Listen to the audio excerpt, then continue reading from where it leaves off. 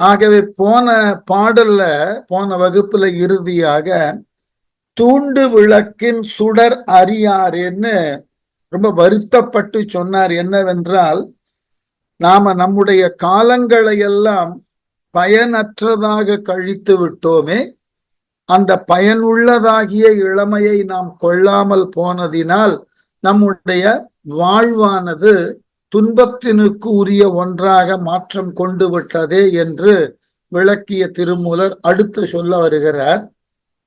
தேய்ந்து அற்று ஒழிந்த இளமை கடைமுறை ஆய்ந்து அற்ற பின்னை அறிய கருமங்கள் பாய்ந்தற்ற கங்கை படர்சடை நந்தியை ஓர்ந்து உற்று கொள்ளும் உயிருள்ள போதி. இதுல ரெண்டு செய்தியை சொல்லுகிறது. ஒன்று, நம்முடைய இளமையானது நிச்சயமாக நிற்கப் போவதில்லை. எப்படி? தேய்ந்து அற்று ஒழிந்த இளமை. அதாவது நாளுக்கு நாள் தேய்ந்து ஒரு நாள் அந்த இளமை அற்று போய்விடும், இல்லாமல் போய்விடும். அதுதான் தேய்தல் என்றால் ஒவ்வொரு நாளும் செல்லுதல். நம்முடைய வாழ்நாள் ஒவ்வொன்றாக தேய்ந்து கொண்டு வருகிறது. நம்முடைய இளமை மெல்ல மெல்ல தேய்ந்து கொண்டு வருகிறது. ஆகவே தேய்ந்து அற்று ஒழிந்த, ஒரு காலத்துல அற்றுனா இல்லாமல், ஒழிந்தன்னா போய்விடும். ஆகவே மெல்ல மெல்ல தேய்ந்து வரக்கூடிய நம்முடைய இளமை ஒரு காலத்துல ஒன்றுமே இல்லாமல் போய்விடும். அப்படிப்பட்ட இளமை கடைமுறை, வாழ்க்கையினுடைய இறுதியில், கடைமுறை வாழ்வின் இறுதியில்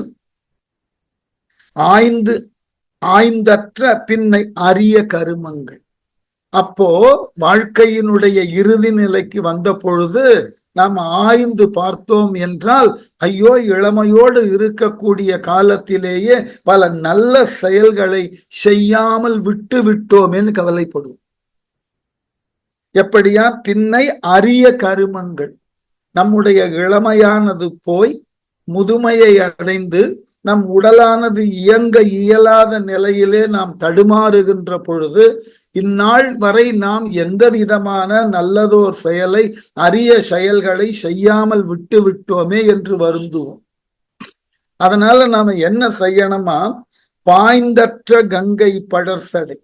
கங்கை நீரானது பாய்தற்கு உரிய அளவிலே படர்ந்த சடாமுடியை உடையவனாகிய நந்தின்னா, இந்த இடத்துலதான் ரொம்ப தெளிவான வார்த்தை. சிவனுக்கு மற்றொரு பெயர் நந்தி. படர்சடை நந்தியை, கங்கையினது நீர்பெருக்கினை தனது சடாமுடியிலே தாங்கியவனாகிய நந்தி என்ற பருப்பொருளாயிருக்கக்கூடிய சூட்சமமான சிவனை ஓர்ந்து, அவனை இடைவிடாது ஓர்ந்துன்னா சிந்தித்துன்னு அர்த்தம். இளமை இருக்கின்ற பொழுதே இறைவனை பற்றின சிந்தனை உள்ளத்தினுள் வந்தாக வேண்டும். ஓர்ந்து ஓர்ந்துற்று கொள்ளும் உயிர் உள்ள போதே. அப்படிப்பட்ட சிவனை இடைவிடாது நினைத்து நினைத்து அவனை நாம் உயிரானது இருக்கின்ற காலத்திலே, இளமையோடு நாம் செயல்படக்கூடிய காலத்திலேயே அவனை பற்றி நன்கு தெரிந்து தெளிந்து அவனை வணங்குவதற்கு உரிய நிலையிலே நாம் நம்மை உருவாக்கி கொண்டு விட்டோம் என்றால், இளமை கழிந்ததன் பின் ஐயோ, நம்முடைய இளமை பயனற்றதாக போய்விட்டதே என்று வருந்துவதற்கு உண்டான நிலை நமக்கு தோன்றாது. ஆகவே இளமை என்பது ரொம்ப வலுவானது. பிற்காலத்துல ஒரு கவிஞன் எழுதினான், ஆடி எழும் நாகமதை அடிமிதிக்கும் காலம், தேடாத கலைஞானம் யாவும் தேடறியும் காலம். ரொம்ப அழகான இளமை அது. இளமை காலத்துல நாம தேடி சேர்க்கக்கூடியவைதான் முதுமையிலே நாம் செய்த செயல்களை எல்லாம் நிம்மதியாக அசை போட்டு நம்மால் செய்ய தகுந்தன எல்லாம் நாம் இயன்றவரை நன்மையாகவே செய்திருக்கிறோம் என்ற மனோநிலைக்கு உட்படுவோம். அது பெரிய விஷயம். ஏனென்றால் இளமை இருக்கின்ற பொழுது அதனுடைய முழுமையுமான ஆற்றலை நாம் உணருவது இல்லை. இளமையில தான் நம்மால எல்லாவற்றையும் செய்ய முடியும், எதனையும் தடையில்லாமல் நம்மால் அறிந்து கொள்ள முடியும். அந்த காலகட்டத்துல இறைவனை பற்றி சிந்திக்காமல் இறை உணர்வு பற்றின எந்த விதமான தேடலும் இல்லாமல் வாழ்நாளை வீணாக கழித்தோம் என்றால் வயோதிகத்தில் உடல் தளர்ந்த நிலையில நம்முடைய 5 பொறிகளும் நம் கட்டுப்பாட்டினுக்கு உட்படாத நிலையிலே வாழ்நாளை வீணாக கழித்தோமே என்று வருந்தி வருந்தி நாம் வாழுவோமே ஒழிய அந்த முதுமை என்பது நமக்கு பெரியதோர் சுமையாக பெரியதோர் இடர்பாடாக இருந்துவிடும். அதனாலதான் இளமை இருக்கின்ற பொழுதே அந்த கங்கை நதி பாய்தற்கு உண்டான நீண்ட சடாமுடியை உடைய இறைவனை ஓர்ந்து அவனை நினையுங்கள், அவனை முற்றிலுமாக சிந்தியுங்கள். அவனே முழுமையானவன், அவனே நமக்கு துணையாவான் என்கின்ற உண்மையை புரிந்து கொள்ளுங்கள். ஓர்ந்து உற்று கொள்ளும் அவனை உங்கள் உள்ளத்திலே முழுவதுமாக உணர்ந்து கொள்ளுங்கள். எப்பொழுது? உயிர் உள்ள போதே. ஏனென்றால் முதுமை வந்து இயலாத நிலை வருகின்ற பொழுது நம் உடலினுள் உயிர் இருப்பதும் ஒன்றுதான், இல்லாது இருப்பதும் ஒன்றுதான். இதுல சொல்லுவார் நம்முடைய வில்லிபுத்தூரார், கர்ணன் போர்க்களத்துல மார்ல அம்பு பட்டு இருக்கின்ற பொழுது சொல்லுவார், உயிர் அகத்ததோ புறத்ததோ அறியேன்னுவர். நம்ம உடலுக்குள்ள இருக்கிற உயிர் உள்ளே இயங்கி கொண்டு இருக்கிறதா, இல்லை அது உடலை விட்டு வெளியே சென்று விட்டதா என்று தெரியாத அளவினுக்கு மயங்கிய நிலையில் இருக்கக்கூடிய வாழ்க்கை தான் முதுமை. அந்த முதுமையில நம்மால் எதனையும் சரிவர எண்ண முடியாது, இறைவனை எண்ணி பார்க்கவே முடியாது. ஆகவே இளமை இருக்கின்ற பொழுது இயன்றவரை இறைவனை சிந்தித்தல். இந்த இறைவன்றதற்கு நீங்கள் உடனுக்குடனாக ஏதாகிலும் ஒரு கடவுளரை உருவ வழிபாட்டை மனத்துக்குள்ள கொண்டே வர வேண்டும். அந்த இளமை இருக்கின்ற பொழுது எது கடவுள்னு கேட்டீர்கள் என்றால் அவரவர் உள்ளத்துல இருக்கக்கூடிய நல்ல சிந்தனைக்கு பேரு கடவுள். அவரவர் உள்ளத்தில் எழக்கூடிய நல்ல சிந்தனைக்கு பேரு நம்பிக்கை. நம்பிக்கை என்பது உண்மை, உண்மை என்பது கடவுள். அவ்வளவுதான். ஆகவே இயலக்கூடிய வழியிலெல்லாம் வள்ளுவர் சொல்லுவார் அல்லவா, ஒல்லும் வகையெல்லாம் அரவினை ஓவாதே என்பார். உங்களால் என்னெல்லாம் இளமையில செய்தற்குரிய நல்லன இருக்கின்றனவோ அதையெல்லாம் செஞ்சிடும். அவ்வளவுதான். அவற்றையெல்லாம் செய்தோம் என்றால் ஒல்லும் வகையெல்லாம் அரவினை ஓவாதே செல்லும் வாயெல்லாம் செயல். அதுதான் நமக்கு உண்டான வழிபாட்டு முறை. இதை நாம் ஓர்ந்து அறிந்து கொண்டு விட்டோம் என்றால் இளமை பயனுள்ளதாக இருக்கும், முதுமை வலி இல்லாததாக. அடுத்து, விரும்புவர் முன் என்னை மெல்லியல் மாதர் கரும்பு தகர்த்து கடை கொண்ட நீர் போல் அரும்பொத்த மென்முலை ஆயிழையார்க்கு கரும்பொத்து காஞ்சிரம் காயும் ஒத்தேனே. இதை விட வாழ்க்கையினுடைய யதார்த்தத்தை மிக கொடூரமாக சொல்ல முடியாது. விரும்புவர் முன் என்னை, நான் இளமையோடு இருந்த காலத்துல என்னை விரும்புவார்கள் யார் என்றால் மெல்லியல் மாதர், மென்மையான இயல்பினை உடைய அழகான பெண்கள் எல்லாம் என்னுடைய இளமையை, என் தேகத்தின் வளப்பத்தை வளமையை பார்த்து அனைவரும் என்னை விரும்புவார்கள். இதற்கு நான் அடிக்கடி ஒரு நல்ல மேற்கோள் சொல்லுவது உண்டு. இளங்கோவடிகள் சொன்ன மேற்கோள் அது. புகார் நகரத்துல கோவலன் வாழ்ந்த காலத்துல அவனது பெருமை எப்படி இருந்ததுன்றதுக்கு விளக்கம் தருகிறார் இளங்கோவடிகள்.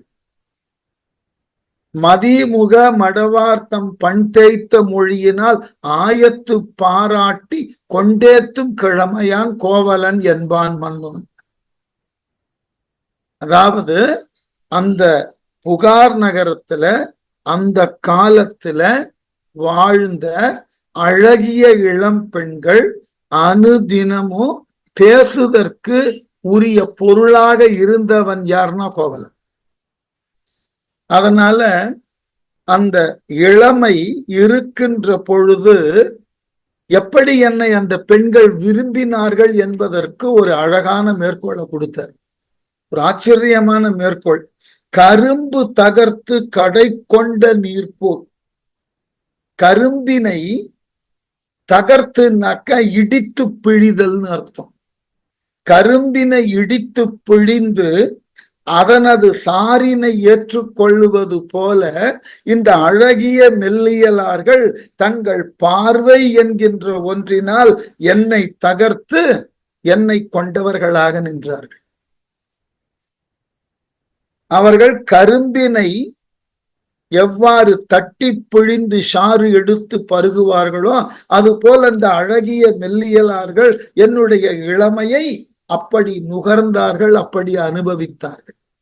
அப்படிப்பட்ட வாழ்க்கையை பெற்றிருந்த நான், அதே பெண்கள் இப்பொழுது என்னை பார்க்கிறார்கள். அது போன்ற இளமை உடைய அழகான பெண்கள் என்னை பார்க்கிறார்கள். அரும்பொத்த மென்முலை ஆயிழையாக்கு. அரும்பினை தாமரை மலரினது மொட்டு போல அழகிய இளம் மார்பகங்களை பெற்றிருக்கக்கூடிய இளமை உடைய பெண்கள் என்னை இப்பொழுதும் பார்க்கிறார்கள். ஒரு காலத்தில் அவர்களுக்கு நான் கரும்பாய் இருந்தேன், இப்பொழுது நான் காஞ்சிரங்காயாய் இருக்கிறேன். காஞ்சிரங்காய்னா தெரியும்னு நினைக்கிறேன். மிக கடுமையான கைப்பினை உடைய, கசப்பினை தரத்தக்க காய். அதுக்கு பேரு காஞ்சிரங்காய்னு பேர். அதை தொட்டாலேயே கை கசப்பு. அந்த காயினை தொட்டு அதன் பிறகு கையை நன்கு கழுவியதன் பிறகு கூட அந்த கையினால் ஏதாகிலும் ஒரு உண்ணக்கூடிய பொருளை தொட்டு உண்டீர்கள் என்றால் அந்த உணவு கசப்பு. அப்படிப்பட்ட கசப்பினை உடைய காய் காஞ்சிரங்காய்னு பேர். இயல்பாகவே கசக்கக்கூடிய காய்கள்ல மிக அதீதமான கைப்பினை உடையது எதுன்னா காஞ்சிரங்காய். அதனை காட்டிலும் கொஞ்சம் குறைவான கைப்பினை உடையது எட்டிக்காய். ஆகவே எட்டிக்காயாவது கசப்பினை தந்தாலும் அது மருத்துவ குணத்தோடு நிரம்பி இருப்பதால் அதை உண்ணுவதற்கு கூட மக்கள் முன் வருவார்கள். ஆனால் காஞ்சிரங்காய் என்பது கைப்பினையும் தரும், அது எதற்கும் பயன்படாததாயும் நிற்கும்.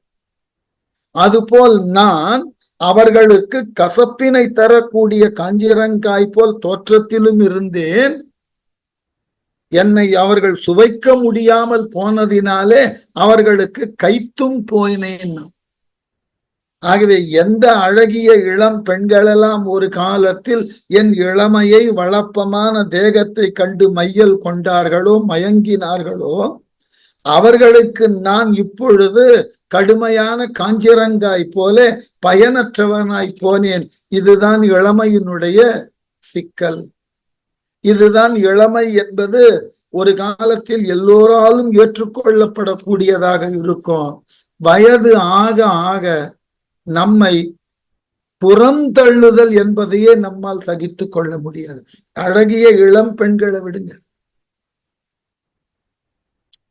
நம்முடைய வீடுகளில் இருக்கக்கூடிய நம்முடைய மக்களே நம்முடைய வயோதிகத்தின் காரணமாக நமக்கு இயலாமை தோன்றியது என்றால் நம்மை அவர்கள் அனுசரித்து செல்லுதல் என்பது ஒரு காலம் இல்லை, நடவாது. கொஞ்சம் நினைத்து பாருங்கள். வள்ளலார் சொன்னார், தர்ம மிகு சென்னையினர். அதுபோல பாரதி சொன்னா, பல்விதமான சாத்திரங்கள் வளர்த்த நாடு இந்த நாடு. இவ்வளவு பெருமைக்கும் உயர்வினுக்கும் கவிஞர்களால் பாராட்டப்பட்ட இந்த நகரத்துலதான் இன்றைக்கு நவீனத்துவமான விளம்பரங்கள் எல்லாம் வருகின்றன. எல்லா வசதிகளும் நிரம்ப பெற்ற முதியோர் இல்லம், எல்லா விதமான முறையான உணவு முறைகளோ மருத்துவ சோதனைகளோ உரிய நேரத்தில் தினமும் தரத்தக்க அளவில் உள்ளதாகிய, உங்கள் பணி ஓய்வு பெற்றதற்கு பிறகு நீங்கள் வந்து தங்குவதற்கு உண்டான எல்லாம் ரிட்டையர்டு ஹோம்ஸ், கேட்டட் கம்யூனிட்டிஸ், இதெல்லாம் இங்கதான் அதிகமாய் கொண்டிருக்கு. ஏனென்றால் இன்றைய தலைமுறையினர் தங்கள் பெற்றோர்களை வைத்து பராமரிப்பதற்கு ஆர்வம் காட்டுவது இல்லை. போன வகுப்புல ஒரு வேடிக்கையான கதை சொன்னேன் அல்லவா? பெற்றோர்களும் தன் மக்களை விட்டு விலகி இருக்கக்கூடிய அளவினுக்கு அந்த பிள்ளைகள் இளம் பிராயத்துல கற்கின்ற பொழுது பல செயல்பாடுகள்ல பெற்றோர்கள் ஈடுபட்டதினால் வளர்ந்த நிலையில அந்த பெற்றோர்களுக்கு உரிய துணையாக அந்த இளைஞர்கள் இருப்பதற்கு ஆர்வம் காட்டுவது இல்லை. அதுதான் மிகப்பெரிய கொடுமை. இதை நம்மால தவிர்க்க முடியாது.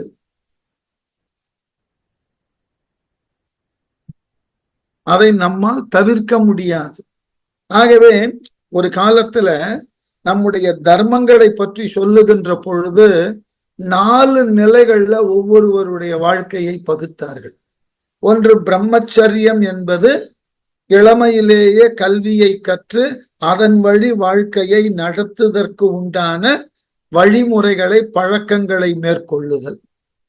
அதற்கு அடுத்து உரிய காலத்துல தகுந்த துணையை பெற்று இல்லறம் என்கின்ற ஓர் அறத்தை வளர்ப்பதற்கு உண்டான சம்சாரியம் என்கின்ற நிலை.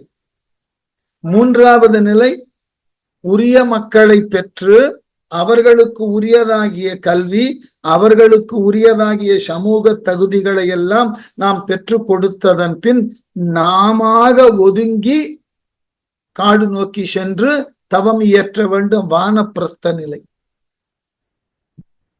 அதன் பிறகு அதுவும் இயலாத நிலை வந்த பொழுது எல்லாவற்றையும் துறந்து உணவினையும் துறந்து அப்படியே துறவு நிலையில நின்று நம்முடைய உயிரை விடுதல் என்கின்ற துறவு நிலை. எல்லாவற்றையும் துறந்த நிலை. உணவை துறப்போம், மெல்ல மெல்ல உடையை துறப்போம், அதற்கப்புறம் உணர்வை துறப்போம், உள்ளே ஓடிக்கொண்டு இருக்கக்கூடிய மூச்சு காற்று படிப்படியாக குறையும், அவற்றையும் இறுதியில துறப்போம், இயற்கையோடு ஒன்றுவோம். இப்ப பழைய காலத்துல இப்படிப்பட்டது ஒரு சூழ்நிலை ஏற்படும். நீ வானப்பிரஸ்தியாக ஆக வேண்டும். வானப்பிரஸ்தம் என்பது நாம விரும்பி ஏற்பது. ஞாபகம் வச்சுக்கணும். வானப்பிரஸ்தம் என்பது நாம விரும்பி ஏற்பது. வேறு வழி இல்லாமல் நம்மீது திணிக்கப்படுவது வானப்பிரஸ்தம் ஆகாது. நாம விரும்பி என்னால் இயன்றது போதும், இனி என்னால் யார் ஒருவருக்கும் எந்த விதத்திலும் மிக பெரிய அளவிலே துணையாக நிற்க முடியாது.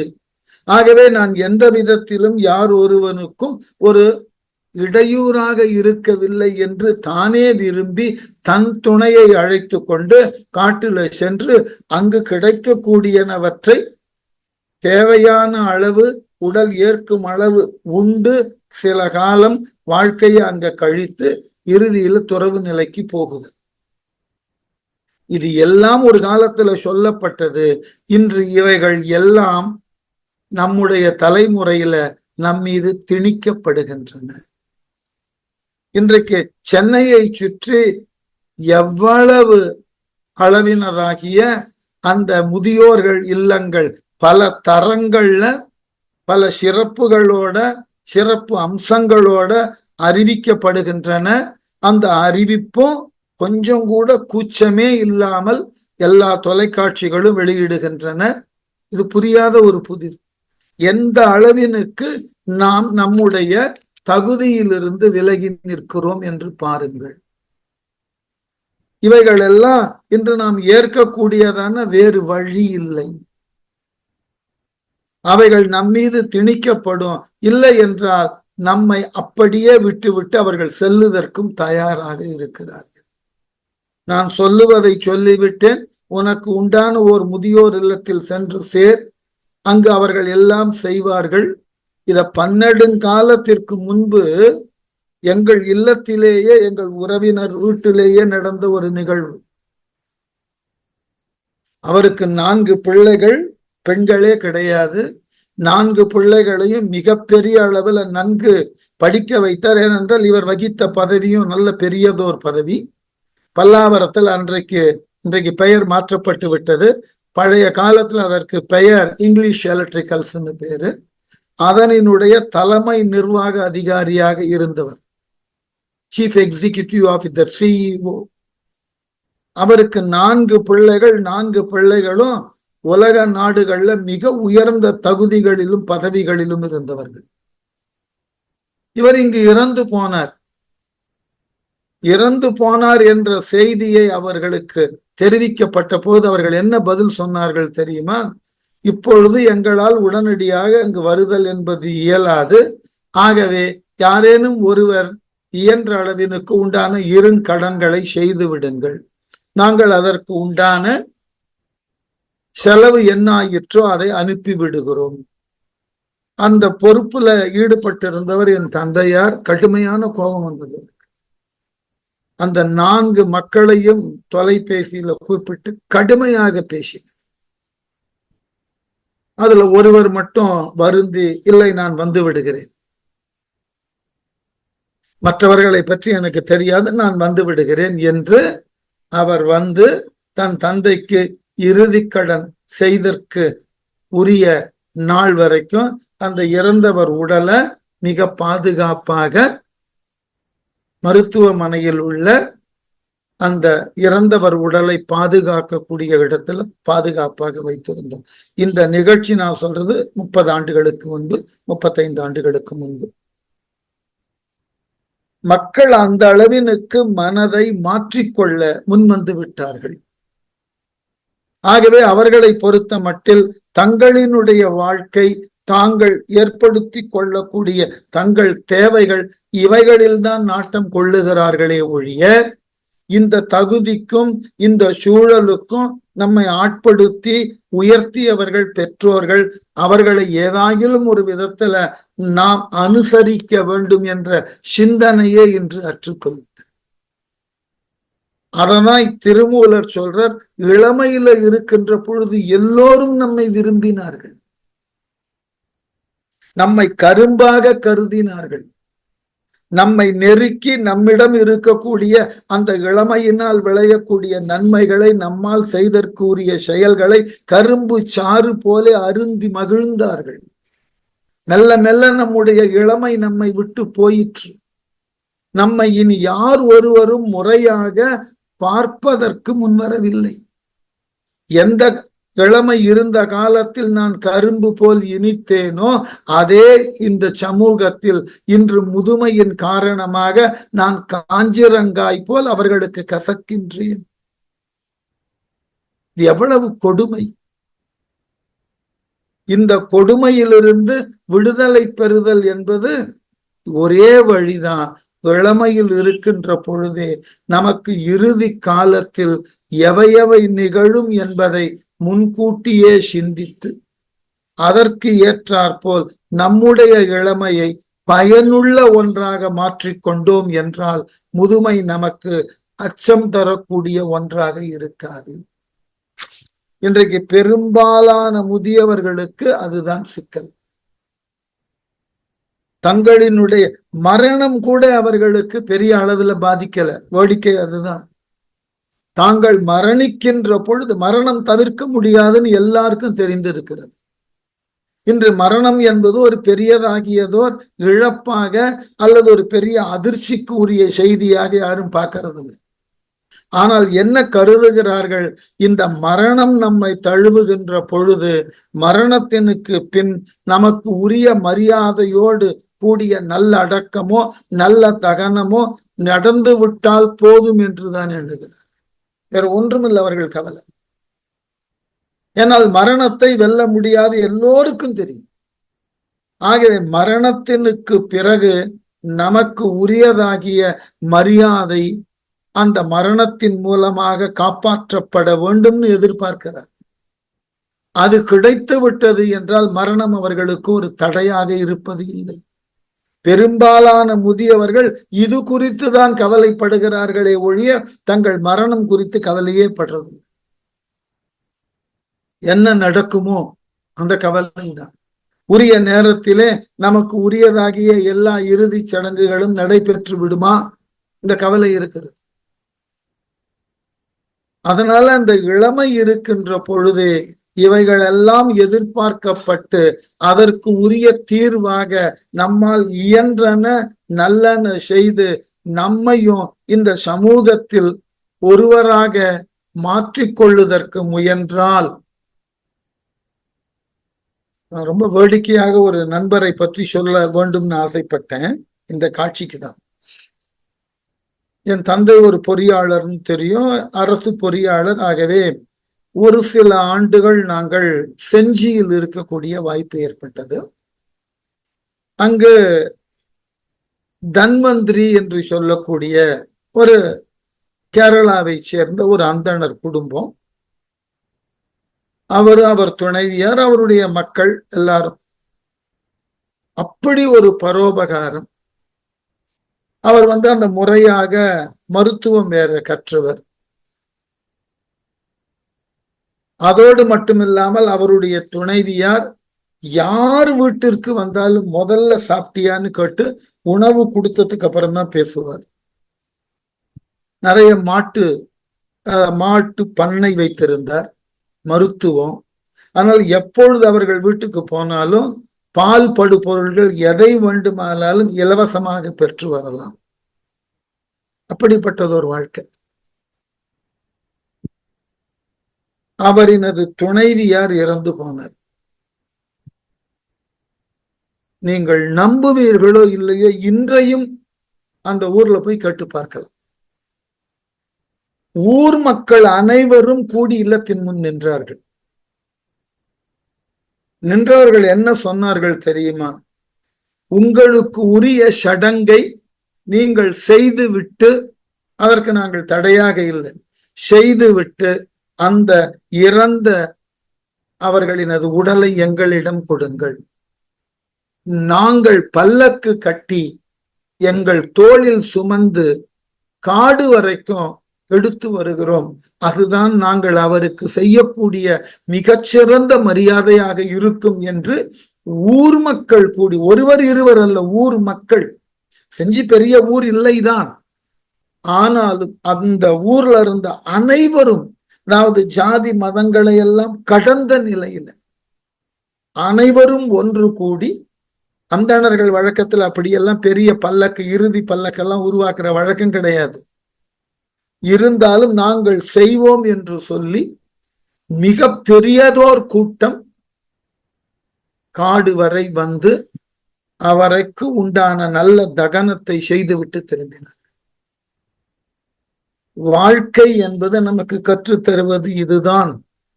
நீங்கள் இளமையோடு வாழும் காலத்துல பிறருக்கு உதவக்கூடிய நிலையில் உங்கள் இளமையை நல்ல விதமாக முழுமையுமாக பயன்படுத்தினீர்கள் என்றால் முதுமை உங்களுக்கு அச்சத்தை தராது. உங்களை சார்ந்தவர்கள் இல்லை என்றாலும் உங்களுக்காக ஊரே சார்ந்து வரும். அந்த இளமையை கொண்டு தன்னிச்சையாக நாம் வாழ தலைப்பட்டோம் என்றால் இளமை நமக்கு இனிக்கும். தன்னிச்சையாக வாழ்ந்ததினால் முதுமை அடைகின்ற பொழுது அதே இளமை நமக்கே காஞ்சிரங்காய் போல கசக்கும் அந்த முதுமை. அதனால அந்த தவறை செய்து விடாதீர்கள்னு சொல்லிட்டு, நாம ஒவ்வொரு நாளும் எப்படி நாம் ஒவ்வொன்றாக இழந்து வருகிறோம் பாருங்கள். பாலன், இளையன், விருத்தன் என நின்ற காலம் கழிவன கண்டும் அருகிலார் ஞாலம் கடந்து அண்டம் ஊடறுத்தான் அடி மேலும் கிடந்து விரும்புவன் நானே. தன்னை முன்னிலைப்படுத்தி கொண்டு ஞானத்தை சொல்றார் திருமூலர். ஒவ்வொரு நாளும் நம்ம வாழ்க்கையை நீங்களே சற்று அவரவர் வாழ்க்கையை திரும்பி பாருங்கள். பாலனா இருந்த காலம் உங்களுக்கு தெரியும். அந்த பால பருவத்திலிருந்து இளைஞனாய் வந்ததும் உங்களுக்கு தெரியும். இளைஞனாக இருந்ததன் பிறகு விருத்தன் என்கின்ற முதுமையை பெற்றதும் தெரியும். உங்களுள் ஏற்பட்ட மாற்றம் எதனையெல்லாம் நீங்கள் ஒன்றன் பின் ஒன்றாக இழந்து இப்பொழுது முதுமையை அடைந்திருக்கிறீர்கள் என நின்ற காலம் கழிவன.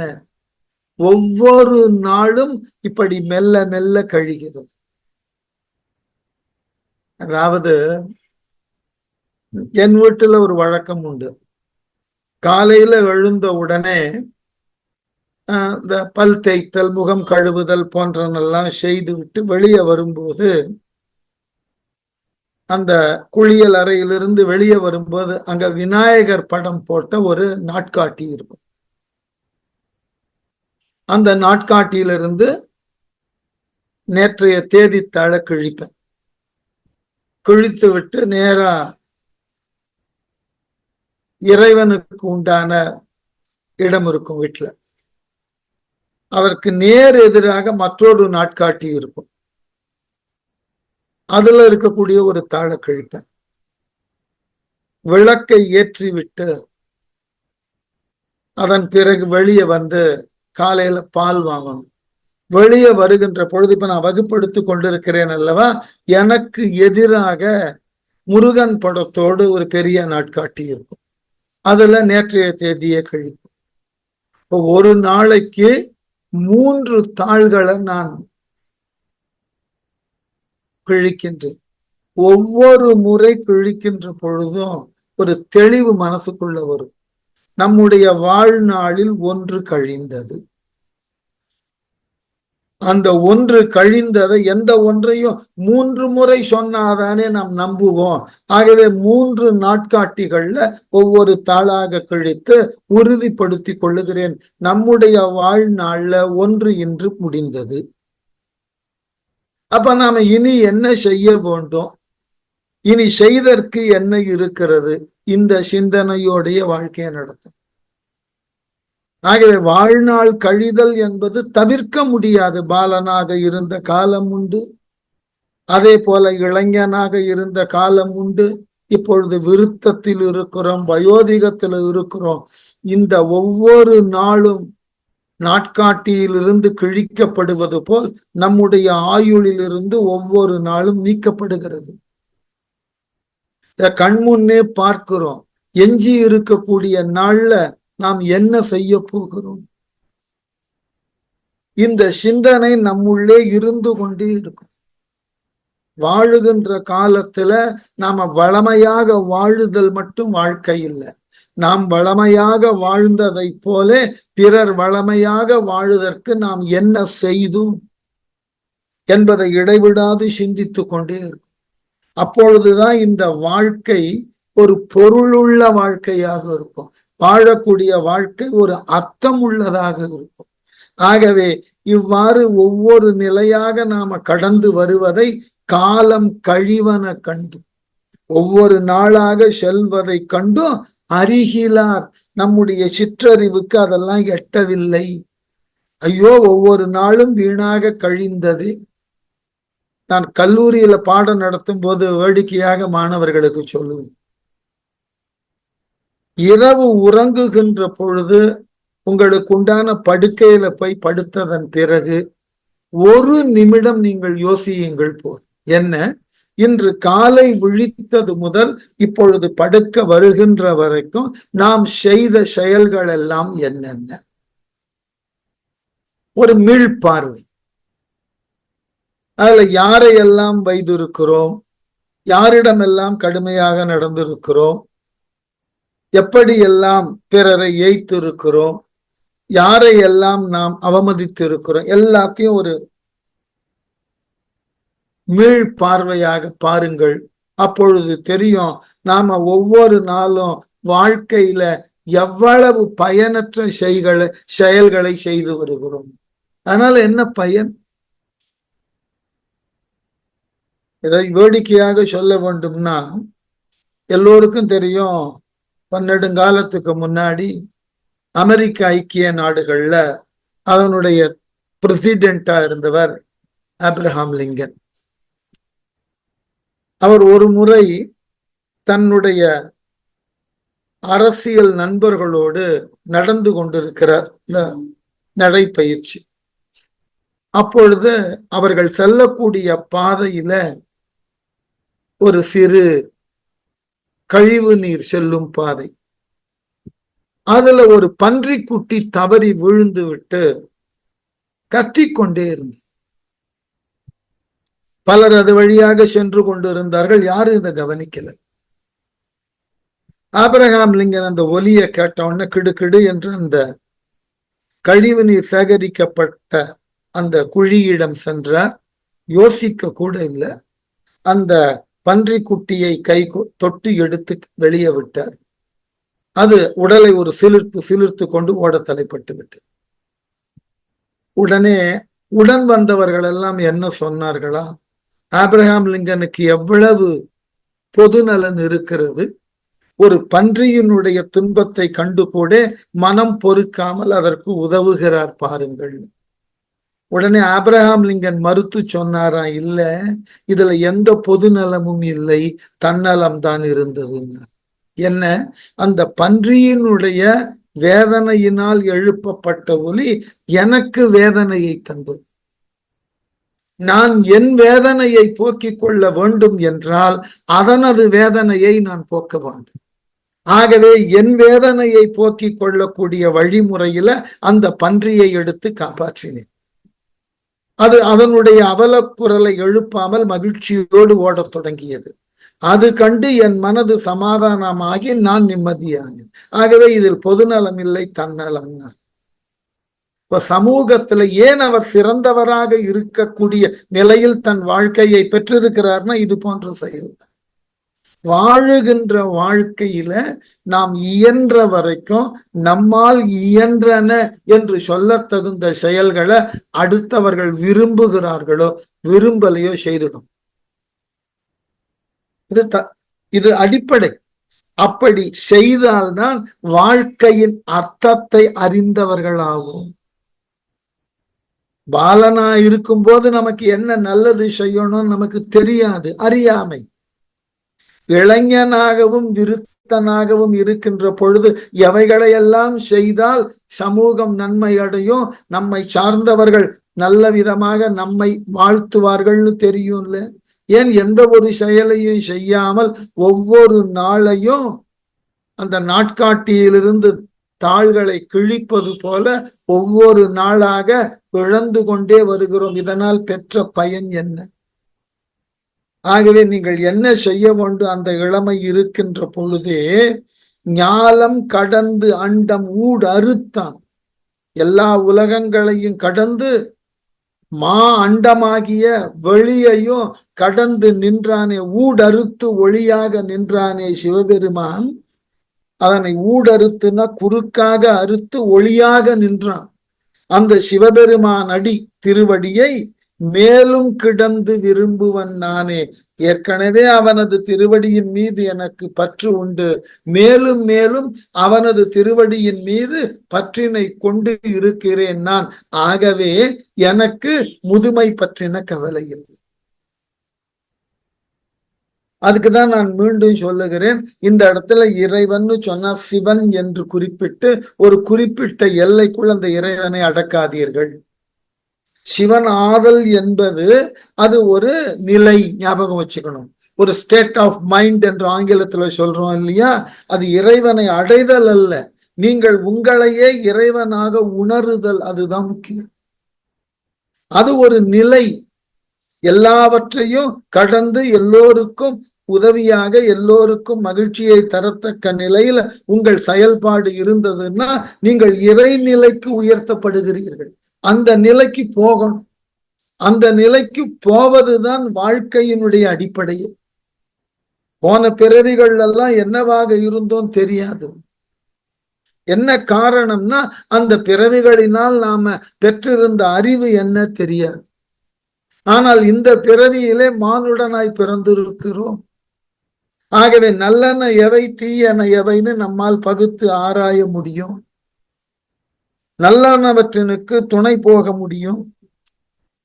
அதை மட்டும் தெரிந்து கொண்டால் நம்மால் இறுதி காலத்துல நிறைவான வாழ்க்கையை வாழ்ந்தோம் என்ற மகிழ்வோடு விடை பெற்றுக் கொள்ளணும்.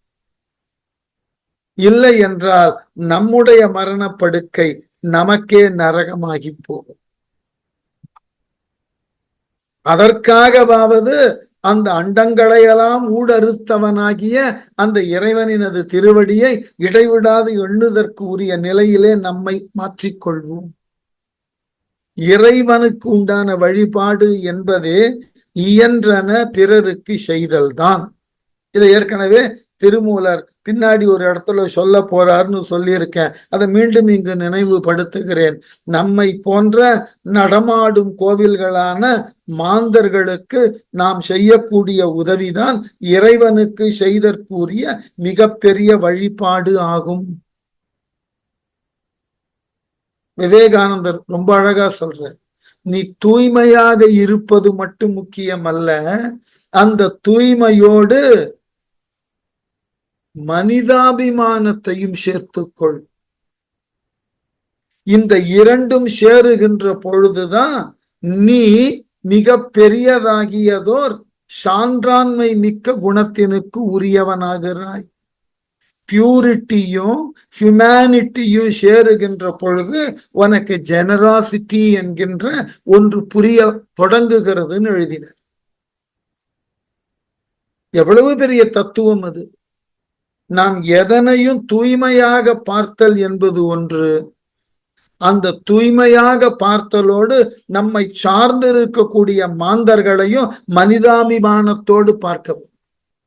இந்த ரெண்டும் சேருகின்ற பொழுதுதான் உங்கள் வாழ்க்கை அர்த்தமுள்ளதாக மாறுகிறது. அதை தெளிவு பண்ணிக்கணும். அந்த அர்த்தமுள்ளதாகிய வாழ்க்கையை வாழ வேண்டும்னா இந்த ரெண்டு தான் அடிப்படை. மற்றைய ஏதொன்றும் உங்களுக்கு நீங்கள் கற்ற கல்வியோ, வகிக்கின்ற பதவியோ, பெற்ற செல்வமோ, உங்களுக்கு இருக்கக்கூடிய முக்கியத்துவம், இவை யாவும் உங்களுக்கு பயனில்லாமல் போகும். அதனாலதான் இந்த இறைவனை நீங்கள் மேலும் கிடந்து விரும்ப தலைப்பட்டால் அந்த இறை நம்பிக்கை இந்த இரண்டினையும் உங்களுக்கு கற்றுத்தரும்.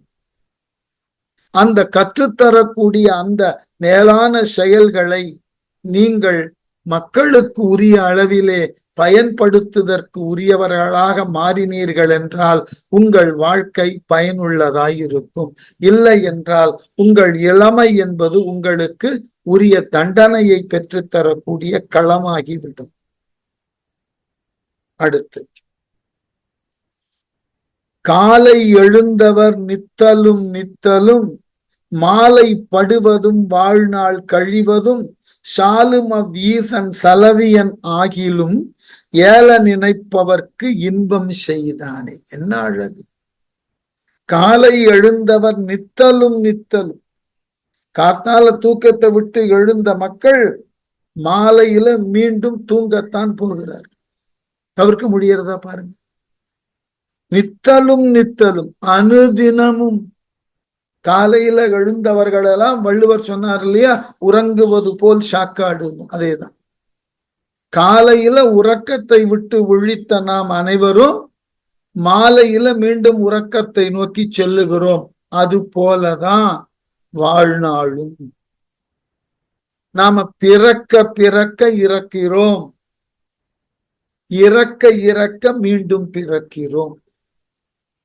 இது ஒரு அலுத்து போன விஷயம். இதை நாம் உணர்வதே இல்லை. எத்தனையோ பிறவிகள்ல எத்தனையோ தாயர்கள் கருவிலே உருவாகி வந்தோம். ஒரு அடியவர் பாடினார் இல்லையா, பெற்று பெற்று மாதா உதரம் சலித்தாள், பிறந்து பிறந்து நான் உடல் சலித்தேன், படைத்து படைத்து பிரம்மனும் மனம் சலித்தான். எல்லாருக்கும் சலிப்பு வந்தாயிற்று. ஒவ்வொரு பிறவியில ஒரு தாயின் கருவிலே தோன்றி தோன்றி வருகிறோம். அந்த தாயினுடைய வயிறு சலித்து விட்டது. எத்துணை முறை உன்னை ஈன்றெடுப்பது? ஈன்றெடுத்த எந்த ஒரு பிறவியிலாவது இறைவனை எண்ணி அதுவே நிரந்தரம் என்று வழிபாடு செய்து உன் பிறவியை தவிர்த்து கொண்டாயா என்றால் இல்லை. ஒவ்வொரு பிறவியிலும் நாம பிறந்து பிறந்து உடல் சலித்தோம். இந்த உடலை கொண்டு நாம என்ன செய்தோம்? உருப்படியான பயன் ஏதாகிலும் செய்தோமானா இல்லை, உடல் சலித்தோம். சரி, நம்முடைய நிலைதான் இப்படி என்றால் நம்மை பிறவிதோறும் படைக்கிறானே பிரம்மன், அவன் மனது சலித்து போனான். எத்தனை முறை உன்னை படைத்து அனுப்புவது? எந்த ஒரு பிறவியிலாவது உண்மையை உணர்ந்து உன் பிறப்பினை தவிர்ப்பதற்கு உண்டான செயல்ல ஈடுபட்டாயா? முட்டாள்தனமாக மீண்டும் மீண்டும் இந்த உலகினுக்கு வந்து கொண்டிருக்கிறாயே, இதனால் பயன் என்ன? அதையேதான் இங்க மாற்றி கேட்கிறார். காலையில உறக்கம் கலைந்து எழுந்தவர்கள் எல்லோரும் இறுதி வரை உறங்காமல் இருக்க போவதில்லை. மாலையில இரவு வருகின்ற பொழுது மீண்டும் உறங்குவோம். அதே போலதான் நாம பிறப்பதும் படுவதும், படுதல் என்றால் மரணித்தல், நாம பிறப்பதும் மரணிப்பதும் எப்படி விழிப்பதும் மீண்டும் உறங்க போவதும் போலதான். இதுவே வாழ்நாள் முழுவதுமாக நாம் செய்து கொண்டு இருக்கிறோம். நான் தாய்மானவர் வேடிக்கையாக சொன்னார், சற்று எல்லாவற்றையும் சிந்தித்து பார்க்கையில் வாழ்க்கை என்பது உண்ணுவதும் உறங்குவதுமாகவே கழிகிறது, வேற ஒண்ணுமே நாம பண்ணல. நான் திரும்ப திரும்ப ஒரே ஒரு கேள்விதான் கேட்பேன். எல்லோருக்கும் ஒரு குறிப்பிட்ட அறிவு இருக்கிறது, யார் ஒருவர் அறிவு அற்றவர்கள் கிடையாது. ஆங்கிலத்துல ஒரு பெரும் பழமொழி உண்டு, சூரியனுக்கு கீழே எல்லாம் பயனுள்ளவைதான், nothing is waste under the sun என்று சொல்லுவார்கள். அப்படி பயனுள்ளவர்களாக ஒவ்வொருவரும் படைக்கப்படுகின்ற பொழுது நாம் எதற்காக படைக்கப்பட்டோம், அதன் பயன் என்ன என்பதை யோசித்தோம்? யோசிக்கல. நாம் எதற்காக படைக்கப்பட்டோம், அதன் பயன் என்னன்னு யோசித்திருந்தால் ஒவ்வொருவரும் இந்த உலகில் சாதிக்க முடியும். நினைத்து பாருங்கள், பள்ளி அறிவே இல்லாத எளிதன் தன் வாழ்நாள்ல, தனக்கு கொடுக்கப்பட்ட இந்த வாழ்நாள்ல இதனையெல்லாம் சாதிக்க வேண்டும் திட்டமிட்டு சாதித்ததுனாலதான இன்றைக்கு அவரினுடைய படைப்புகள் உலகையே ஆண்டு கொண்டிருக்கின்றன. இப்ப எல்லோருக்கும் ஒரு போலதான் வாழ்க்கையை கொடுக்கிறான். ஆனால் அந்தந்த வாழ்க்கையிலே அவரவர்கள் முயன்று பெறுதல் என்பதுதான் வாழ்க்கையின் உயர் வெற்றி. நாம எந்த விதமான முயற்சியையும் செய்யாமலேயே எனக்கு வாழ்க்கை அழுக்கிறது, வாழ்க்கை தோல்வியை தருகிறதுன்னா தப்பு வாழ்க்கையில இல்லை. உங்களிடம் நீங்கள் கொண்டிருக்கக்கூடிய அறிவை கொண்டு, உங்களுக்கு உண்டான அனுபவத்தை கொண்டு நீங்கள் ஏதாகிலும் சாதனை என்ற அடிப்படையில் செய்தது உண்டா? சாதனை என்பது பெரிய வரலாற்றுகள்ல சுவடுகளை பதிக்க வேண்டியதுதான் சாதனை அல்ல. என்னால் இயன்ற அளவு என்னை சார்ந்தவர்களுக்கோ, என் குடும்பத்தாருக்கோ, நான் வாழ்ந்த வீதி மக்களுக்கோ, நான் வாழக்கூடிய சமூக மக்களுக்கோ என்னால் செய்யப்பட்ட மிக மிக சிறியதாகியதோர் பணி இதுதான் என்ற அளவுல நாம் எங்காகிலும் சமூக சிந்தனையோடு செயல்பட்டு இருக்கிறோமா என்று பாருங்கள். அதுதான் நாம் இந்த சமூகத்தினுக்கு செய்யக்கூடிய மிகப்பெரிய செயல். அதைத்தான் இறைவன் விரும்புகிறான், அதைத்தான் இறைவன் எதிர்பார்க்கிறான். நீ காலையில விழித்து மாலையில உறங்க போகின்றது அன்றாடம் நடக்கக்கூடிய செயல். இந்த விழித்தலும் மீண்டும் தூங்குதலுக்கும் இடைப்பட்ட நேரத்துல நீ ஏதாகிலும் பயனுள்ள செயலை இந்த சமூகத்திற்கு செய்தாயா? நம்ம வாழ்நாள்ல நாமெல்லாம் நல்லவனா இருக்கிறது தூங்குற நேரத்துல மட்டும்தான். விழித்து கொண்டிருக்கிற நேரத்துல எந்த ஒரு நன்மையை நாம் சிந்திப்பதில்லை. எந்த ஒரு நன்மை பிறரால் செய்யப்படுகின்ற பொழுது அதை மனமுவந்து பாராட்டுவதும். இப்ப நம்மிடம் இருக்கக்கூடிய பெரிய குறையே அது. ஒன்று, நாம் நல்லது செய்யணும், இல்லை நல்லது செய்பவர்களை பாராட்டுதற்கும் அவர்கள் மேலும் நல்லது செய்தற்கும் உண்டான வழி வகை எவை என்று தெரிந்து அதை நாம் செயல்படுத்த வேண்டும். வேற ஒன்றுமே வேண்டும், வேற ஏதொன்றும் செய்ய வேண்டும். அதாவது நண்பர் ஒருவர் ஜப்பான் நாட்டினுக்கு போய்விட்டு அங்கு சில மாதங்கள் அலுவலக நிமித்தமாக இருந்துட்டு வந்து சொன்னார் வேடிக்கையாக, கடந்த 25 ஆண்டு காலமாக ஜப்பான்ல மக்கள் மத்தியில இந்த கிரைம் ரேட் என்று சொல்லக்கூடியது, குற்றம் செய்தவர்கள் என்று சொல்லக்கூடிய அளவுல கணக்கீடு செய்தால் கடந்த 25 27 ஆண்டு காலமாக அது 0 இருக்கிறது. இதனை ஒரு நாட்டுல மக்கள் மத்தியில கொண்டு சேர்ப்பதற்கு ஆட்சியாளர்கள் எவ்வளவு கடுமையான முயற்சியில இறங்கியிருக்கும். 0 கிரைம் ரேட் ஜப்பான்ல. நீங்கள் வீதியில ஏதாகிலும் ஒரு பொருளை தவற விட்டீர்கள் என்றால் அந்த பொருள் அங்கேயே கிடக்கும். காவலர்கள் யாரேனும் வந்து அதனை எடுத்து அதுல உங்களினுடைய விலாசம் இருந்தால் உங்களுக்கு தொடர்பு கொள்ளுகிறார்கள். இல்லை என்றால் அன்றைய பகுதியில் இருக்கக்கூடிய செய்தி தொடர்பாளர்களோடு தொடர்பு கொண்டு இந்த இடத்துல இப்படிப்பட்டது ஒரு பொருள் கிடைத்தது, அது இன்ன காவல் நிலையத்தில் இருக்கிறது, வந்து பெற்றுக்கொள்ளலாம். நான் ஏற்கனவே இந்த வகுப்புல சொல்லி இருப்பேன்னு நினைக்கிறேன். சில செய்திகள் எல்லாம் சொன்னது போலவும் இருக்கும், அது புதியதாகவும் இருக்கும், தவறா எடுத்துக்க வேண்டாம். நான் கல்லூரியில பணியாற்றின காலத்துல கிண்டி வரைக்கும் பேருந்துல போயிட்டு அங்கிருந்து அல்லது ஆட்டோல போயிட்டு அங்கிருந்து நெடுந்தொடர் வண்டி பிடிக்கிற வழக்கம். இந்த கிண்டிக்கு 2 பக்கமும் நீங்கள் நடுவண்டி தொடர் நிலையத்தை அடையலாம். மவுண்ட் ரோடு வழியாகவும் போகலாம், அதற்கு நேர் எதிரில் இருக்கக்கூடிய ரேஸ் கோர்ஸ் வழியாகவும் வரலாம். ஒரு முறை ரேஸ் கோர்ஸ் வழியாக வந்து படியேறி வரும்போது காலில் ஒரு பொருள் இடறியது. என்னவென்று பார்த்தால் பக்கத்தில் இருக்கிற ஏடிஎம்ல இருந்து பணம் எடுத்து அதை சுருட்டி கையில வைத்திருந்திருக்க வேண்டும், அல்லது எங்காகிலும் அதை வைத்திருக்க வேண்டும். அது முறையாக வைக்கப்படாமல் கீழே கடந்தது. அதை எடுத்துக்கொண்டேன். சில ஆயிரங்கள் இருக்கும்.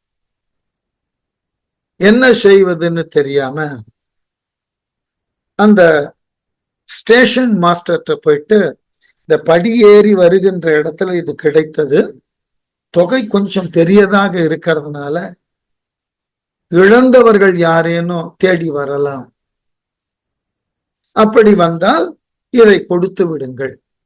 ஏனென்றால் நான் இந்த மாதிரி கல்லூரியில் ஆசிரியனா இருக்கேன், இதை வைத்துக்கொண்டு நான் இங்கு நிற்க முடியாது.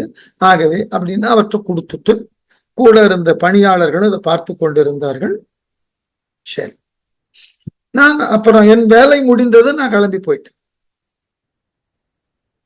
ஒரு வாரம் கழித்து அதே நெடுந்தொடர் நிலையத்துல எனக்கு உண்டான நெடுந்தொடர் வண்டியை எதிர்நோக்கி காத்து கொண்டிருக்கிறேன். அப்ப அந்த அலுவலகத்திலிருந்து ஒருத்தர் வந்து, சார் உங்களை ஸ்டேஷன் மாஸ்டர் கூப்பிடுறார். நான் சென்ற வாரம் இந்த பணத்தெல்லாம் கொடுத்ததெல்லாம் நினைவை விட்டு போய்விட்டது. நான் என்ன கவலை கொண்டேன், என்னுடைய பயணச்சீட்டு சரியா இருக்கா, ஏன்னா அப்ப அந்த சீசன் டிக்கெட்னு வாங்குவோம், அது அவர்கிட்ட தெரிந்திருப்பதற்கு நியாயம் இல்லையே, எதற்காக கூப்பிடுகிறார். சரி போன உடனே, சார் ஒரு நிமிடம் உட்காரலாம், அடுத்த வண்டியில கூட நீங்க போகலாம். என்னன்னு, நீங்கள் கொடுத்த பணம் நினைவு இருக்கிறதா? அதை நான் ஒரு வாரம் வைத்து பார்த்திருந்தேன், யார் ஒருவரும் இதற்கு உரியவர்கள் என்று என்னிடம் வந்து கேட்கல, என்ன செய்வதுன்னு தெரியல, தவறாக நினைக்க வேண்டாம், அந்த பணத்தை கொண்டு எங்கள் அலுவலகத்திற்கு தேவையான சில பொருள்களை நாங்கள் வாங்கி கொண்டு விட்டோம், அந்தந்த பொருள்கள் இவைன்னு எனக்கு காட்டினார். இதுல 2 செய்தி. இந்த நிகழ்ச்சியை அவர் 2 விதமா பார்த்திருக்கலாம். ஒன்று, நான் மறந்து போனேன், நான் நினைவு வைத்திருந்து அவரிடம் போய் கேட்டிருந்தால் அவர் சொல்லி இருக்கலாம், ஆமாம் ஒருவர் வந்தார், கேட்டோம், கொடுத்து விட்டோம், முடிஞ்சு போச்சு. யாரிடம் கொடுத்தீர், அவர் யார், இதெல்லாம் நான் கேட்கவே முடியாது, வாய்ப்பும் இல்லை. அந்த பணத்தை அவர்களாகவே அங்க இருக்கக்கூடிய 4-5 அலுவலர்களே பங்கு போட்டுக்கொண்டு இதை கொடுத்ததாக சொன்னால் நான் ஒண்ணும் கேட்க முடியாது. அப்படியான்னு கேட்டுட்டு போயிடணும். மாறாக ஒரு வாரம் அந்த பணத்தை வைத்திருந்தேன், உரியவர் வரல, நாங்கள் முயற்சி செய்தோம், உரியவர் வரல, ஆகவே இந்த பணத்தை கொண்டு இவைகளை எல்லாம் நாங்கள் வாங்கினோம்னு எனக்கு அவர்கள் காட்டி இருக்க வேண்டும்ன்ற தேவை கூட கிடையாது, இல்லையா? எதற்கு இதை சொல்லுகிறேன்னாக்க, நாம் வாழ்க்கையில அனுதினமும் ஏதோ ஒன்றை நோக்கி செயல்பட்டு கொண்டிருக்கும். அப்படி செயல்படுகின்ற பொழுது இந்த வாழ்க்கையில பயனுள்ள அளவுல ஏதாகிலும் 1-2 இருக்கின்ற அவரவர் சூழலுக்கும் அவரவரினுடைய இயல்புக்கு ஏற்றாற்போல் உரியனவற்றை தொடர்ந்து செய்து கொண்டே இருக்க வேண்டும். அதுதான் அடிப்படை. அதனாலதான் உறங்குவது போலும் இறப்பும் விழிப்பது போலும் பிறப்புமாக வாழ்க்கை போய்கொண்டிருக்கிறது. அதனால நீங்கள் என்ன செய்யணும்? மாலை படுவதும் வாழ்நாள் கழிவதும் இப்படி வாழ்க்கையை ஓட்டினீர்கள் என்றால் சாலும் அவ்வீசன் சலவியன் ஆகின். சலவியன்னு சொன்னா நமக்கு துன்பத்தை தரக்கூடியவன். இந்த உலகத்துல இறைவன் இப்படிப்பட்ட சோதனைகளை நமக்கு தொடர்ந்து தந்து கொண்டு இருக்கிறான். இந்த மாதிரி இக்கட்டான சூழ்நிலையில நீ ஏதாகிலும் நல்லது செய்வாயா என்று பார்க்கிறான். சலவியனாக நிற்கிறான். நமக்கு உண்டான இடையூறை அவனே கொடுத்து அதனையும் தாண்டி நீ நல்லது செய்கிறாயான்னு பார்க்கிறான். அப்படி அவன் பார்க்கின்ற பொழுது அந்த இறைவனை ஏல நினைப்பவர்கள், தவறாது நினைப்பவர்கள், ஏலன தவறாது, அப்படிப்பட்ட இறைவனை யாரெல்லாம் தவறாது எண்ணுகிறார்களோ அவர்களுக்கு எல்லாம் இன்பம் செய்தான். வாழ்நாளினுடைய இறுதியில அந்த இறைவன் நம்முடைய இறுதி நாளை துன்பம் இல்லாது ஒரு இன்பமான நாளாக, நம்முடைய மரணத்தை கூட மகிழ்வோடு எதிர்கொள்ளக்கூடிய நாளாக நமக்கு செய்வான். ஆகவே இளமை இருக்கின்ற காலத்திலேயே இயன்றன நல்லது என்று அறிந்தன அவைகளை சிந்தியுங்கள், அவைகளை இடைவிடாது செய்வதற்கு உண்டான செயலிலே நம்மை ஈடுபடுத்தி கொள்ள வேண்டும். அப்படி கொண்டால் இளமை பயனுள்ளதாக இருக்கும். அதன் பின் வரக்கூடிய முதுமை நமக்கு உரிய ஒரு இடையூறாக இருக்காது. சரியா? நன்றி.